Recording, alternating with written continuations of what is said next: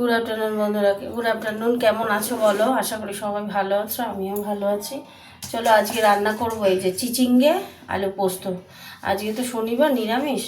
তো ডাল, মুগের ডাল আর চিচিঙ্গে আলু পোস্ত হচ্ছে। চলো রান্নায় ফিরে যাই, দেখতে থাকো কেমন করে বানাচ্ছি। কেমন? গ্যাস জ্বালিয়ে দিয়েছি, তেল দেবো।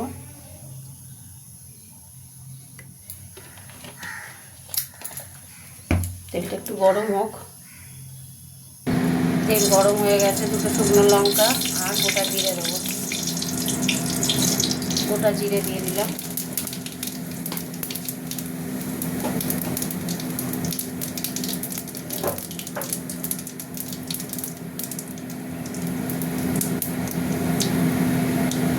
এবার দিয়ে দেবো সবজিগুলো ভাজা ভাজা। প্রথমে ভাজা ভাজা করবো তো ওই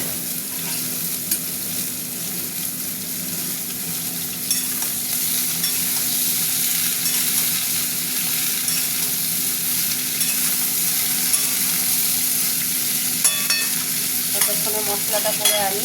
মশলা বলতে গেলে এই যে পোস্ত আর তিল, এটা বেটে আনবো। ওটা ভাজা ভাজা হতে থাক।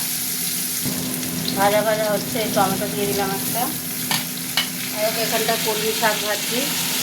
আজকে কলমি শাকে পেঁয়াজ নেই, যেহেতু শনিবার তো কলমি শাকটা ভাজা হচ্ছে।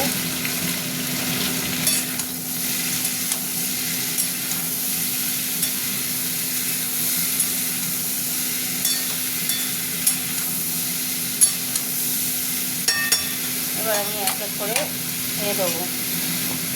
মিষ্টি দেবো, মিষ্টি দিয়ে দিলাম। এবার দেবো নুন, নুন দিয়ে দিলাম। আর একটু দেবো।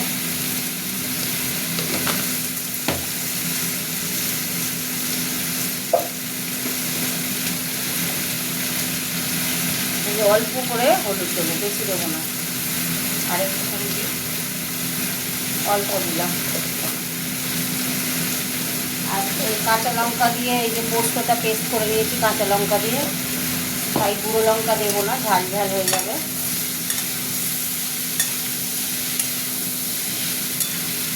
আবারও ভাজবো কিছুক্ষণ। বেশি করে ভাজলে কি হয়, টেস্ট হয় সেই পোস্ত, বুঝেছো? মতো থাক। খুব সুন্দর করে ভাজা হয়ে গেছে বন্ধুরা। এবার আমি জল দেবো। জলও দিলাম, একটু পোস্তও দিয়ে দেবো, আবার পরে দেবো।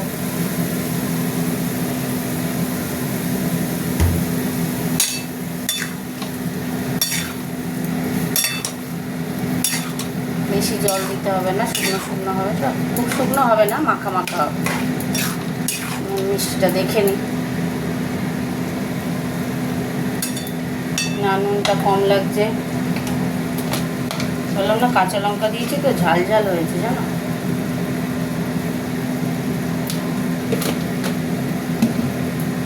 চাপা দিয়ে দিলাম। আর এখানে এই যে কলমি শাক হচ্ছে, একটু নেড়ে দিই, জল বেরিয়েছে। নুন দেওয়া হয়ে গেছে, মিষ্টিটা দেবো, হতে থাক। এই পোস্তটাও দিয়ে দিলাম বন্ধুরা। এবার নামিয়ে দেবো একটু পরে।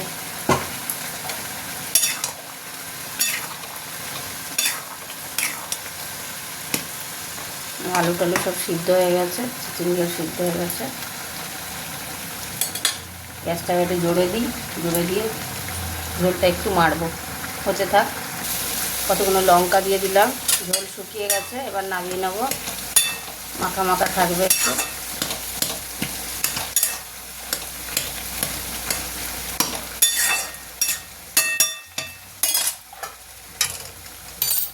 চাপা দিয়ে দিচ্ছি, গ্যাস অফ করে দিলাম। চলো তোমাদের সাথে একটু কথা বলে নিই।